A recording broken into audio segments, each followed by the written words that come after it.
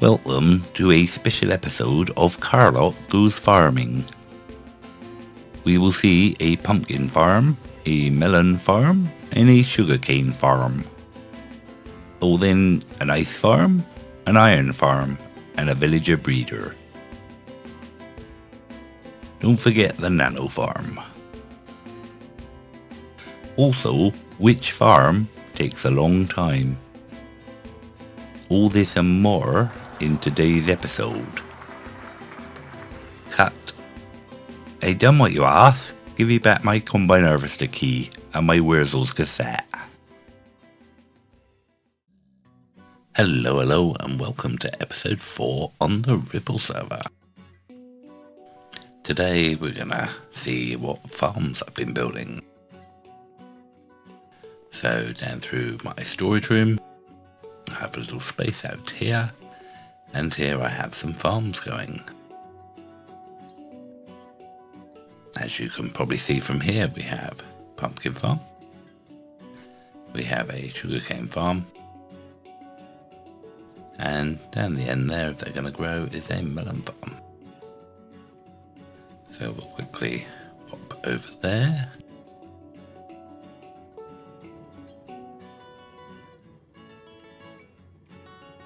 And we won't just sit here for hours, one will fall off.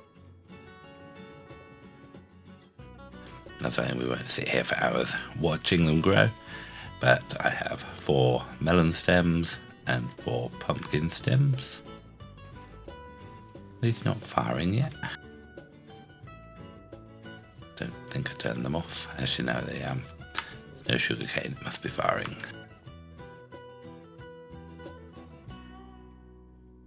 Come on, fire away. So as you can see here, I've got stems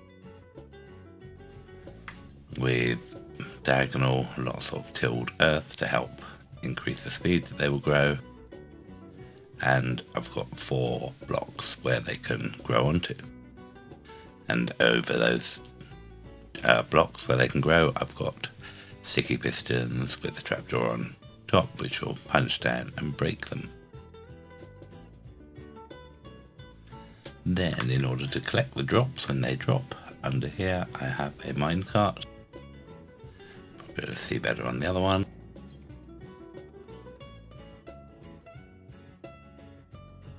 If I jump.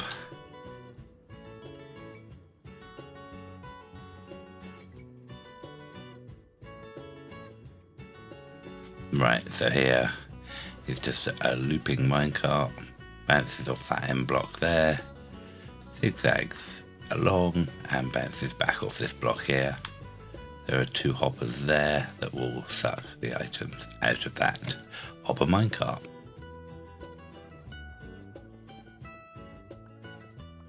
The melon farm's exactly the same. The sugarcane farm is just a long bunch of sticky pistons that will punch out to knock the whatever they are, sugar canes when they grow, and they're all running off a single hopper clock. So sugarcane stuff goes here. So not the fastest farm in the world, but over time it will build up, and I don't really need the stuff yet. So I've been running it for a while. Pumpkin's doing okay.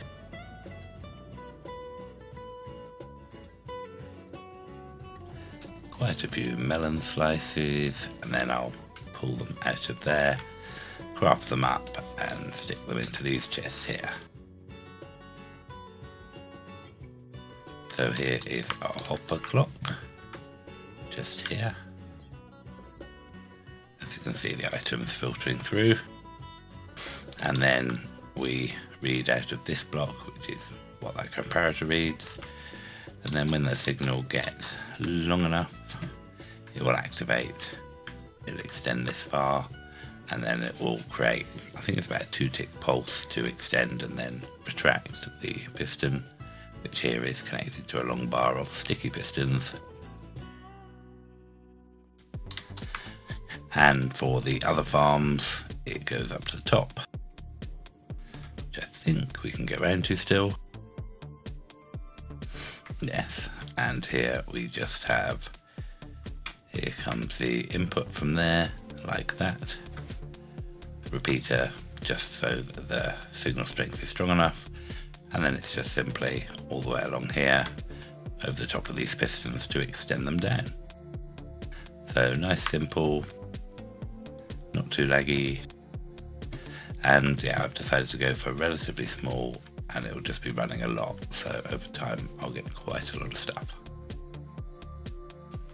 So there's the first 3 farms. Let's grab a few of those. And time to go outside. So the next farm we want is up here.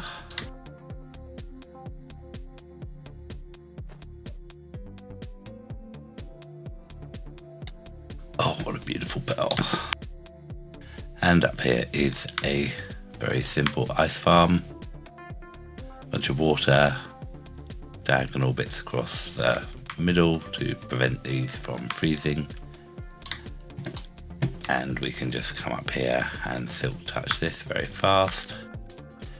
Obviously it's made out of wood, so that you don't accidentally dig it up.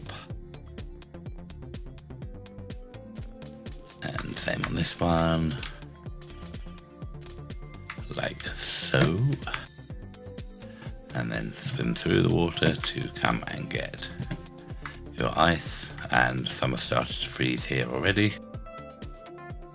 So yeah, only 42 there, it wasn't particularly frozen. As we were high enough here in extreme hills, I thought, why not build an ice farm? Always handy to have ice from time to time. So just built this little thing. For some reason this llama seems to want to go swimming. Go on, llama, off you go, off you go. Okay, from here we go over this way.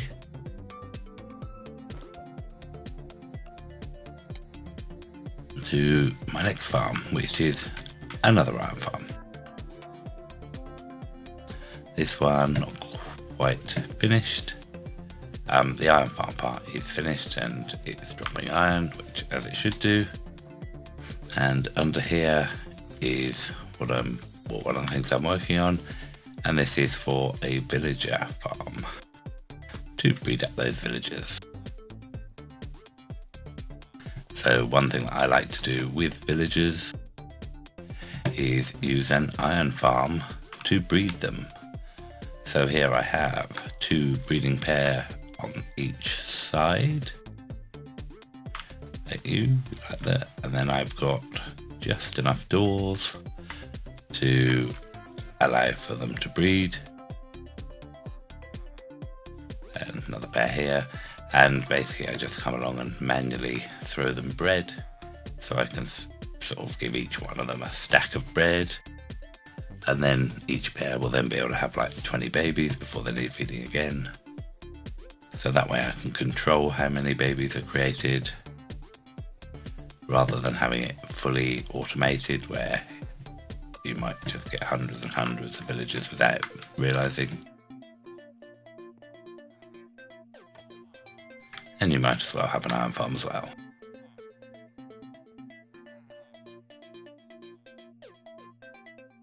So over here, let's get back up the top to get a bird's eye view.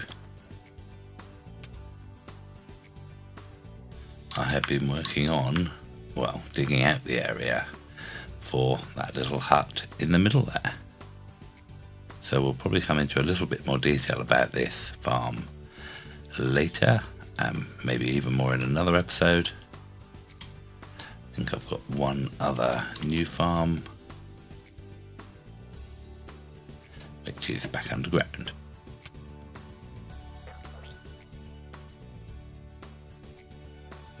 Right, so back into my spawner, my skeleton spawner room. I need to add proper storage drops on here. Started making this room a little bit bigger. I've started working on this, which that's where the chest is for the moment for the skeleton farm. I need to decide what to do with the drops, where to move them. And here is a spider spawner. So I haven't finished quite building this room yet. This floor is actually the ceiling of the slime farm, so I've been trying to work out what I can do with my spiders from here. Now, you may not notice, but this room's pretty wide. It extends further as well, just a bit lower. The idea is that when the spiders drop, even if I think the room's one wider than it needs to be, and then a bit wider underneath, so that if they drop and they sort of move this way, then they still shouldn't be close enough to a wall and then shouldn't be able to climb upwards. So I think the plan will be, I'll probably have to have some high water here to get it to go all the way across the floor. And where's the spawn spots? We got 1, 2, 3, should be 4, they could be wider. So yeah, I might have to have 2 high water here flowing across, so I can get them out of this room, then over to this side, and then, I don't know yet, possibly round here and up round somewhere. Spiders can be a bit of a pain. These are big spiders, so they're easier than cave spiders. And once I get them in a small, one high sort of water stream, I can move them sideways relatively easily. So my thinking is maybe bringing them up sort of over here somewhere, so that if you're killing them, you'll still be in range of this spawner, and you should still be in range of this spawner, which is down there. And over here is a nano farm, which at the moment is much easier than doing it automatically, or doing it manually rather. And you just place the crop, hold it down here. It's dark, so it gets automatically popped off because there's no light in here, and the crops pop off if there is no light. There is one of these things, observer, my memory, that will observe when I place something and then fire these dispensers, 2 sides and the top, so I don't have to turn it on and off for the clock. And it's probably not quite as fast as running a clock, although I'm not totally sure. I haven't done long-term experiments, but I quite like this type of way. No need to turn it on and off, come up, plant stuff. Hopefully you get your sparkles, which means you're actually making stuff. And at the moment you just have to load in the dispensers with the bone meal. I could put chest feeding into them, but I'm not sure if I'll bother. And I just put some of these cocoa beans around here, so I could bone meal them if I want. So yes, I produced 41 wheat or something while I was doing it for a few moments, so very simple. Right, okay, back over to the witch farm. So I've switched to my camera account here, just to show sort of where things are at the moment, where the witch farm is.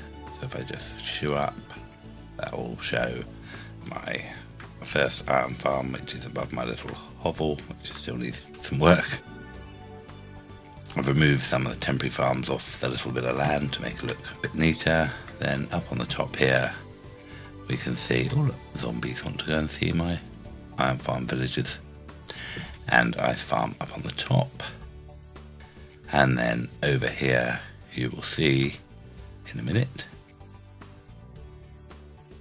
the witch farm. Let's travel a little bit faster. So witch hut in the middle. I've started marking out the spawn area on there, which I'll zoom in on in a minute. And then I've marked out 128 blocks from the edge of the spawning pads to give me a sort of rough area of where we need to clear out from here. I've done leaves so nothing will spawn, sea lanterns give me a little light so I can see, and they're just like every 10, so I can use them as a ruler to count off the area. So some of this was swamp and not too difficult to remove. As you see here, this corner there was a huge amount to remove. Yeah, there's nasty forest, but there's some of my chests of stuff that I've dug up. A few more over here. And yeah, some beacons left from my digging. And here is the witch hut. So, as it's the best view, right from here, if you see the platform, the sort of veranda of this thing, it's the block below there, it's the lowest spawn point. And then it is, how many that is, 7 blocks tall. So we have up to 2 blocks above the roof.